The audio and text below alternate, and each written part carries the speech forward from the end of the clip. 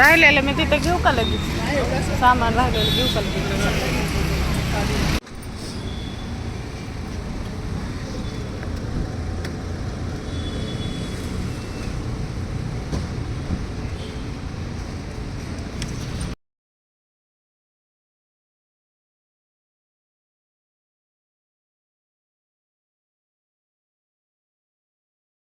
नमस्कार, तुमच्या सर्वांचं स्वागत आहे आणखीन एका छानशा ब्लॉगमध्ये. तर दिवाळीचा ब्लॉग असेल. आज वसुबारस आहे. तुम्हा सर्वांना वसुबारसच्या खूप खूप शुभेच्छा. तर आता मी सकाळी डीमार्टला गेले होते, तुम्हाला दाखवलंच आहे मी व्हिडिओमध्ये. तर आत्ता चाललं आहे माझे फराळाचं बनवायची तयारी. तर आज पहिली डिश, सगळेजण नवीन गोड बनवतात तर मी तिखट बनवावं लागले, कारण पोरं सगळे म्हणायला लागले चकली बनव चकली बनव. तर मी आज चकली बनवते, बघू कशी होती. तर बघा सामान कसं ठेवलं आहे मी, अजून काय आवरलं नाही, नंतर ठेवते. आणि इथं आहे चकलीचं पीठ. तर आता बघते कसं कसं बनवल्यावर तुम्हाला दाखवते. आज काय काय बनवणार, आज काय काय होतं आहे माझ्याकडून बनवून ते बघते. 2 ते 3 दिवसात मला सगळं बनवून घ्यायचं आहे, कारण लक्ष्मीपूजन मंगळवारी आहे, तोपर्यंत झालं पाहिजे.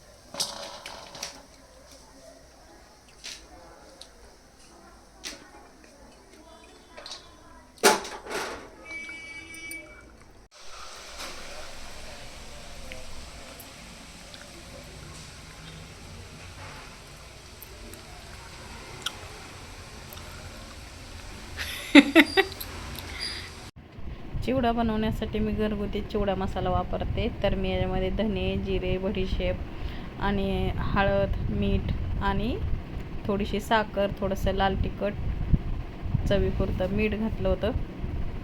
आणि आधी सगळं भाजून घेतलं होतं, नंतर सगळं मिक्सरच्या भांड्यामध्ये वाटून घेतलं. बघा मस्त झाला चिवडा मसाला. दिवाळीचा पहिला दिवा. तर इथं वसुबारसची पूजा केली.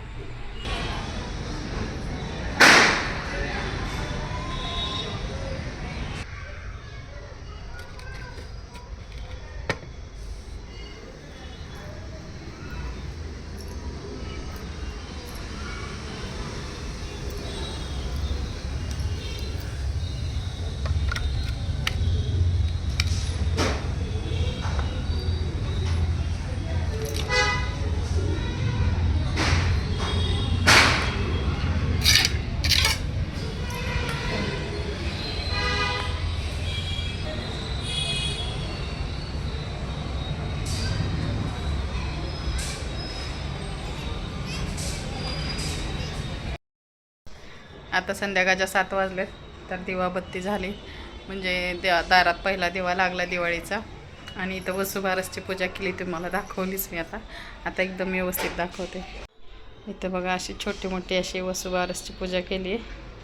आणि आज सकाळपासून फराळाचं बनवत होते. तर इथं बघा करंजाचं सारण बनवलं आहे. तर आता मी थोडंसं झाकून ठेवते. आणि इथं बनवला होता चिवडा आणि मग चकली बनवली.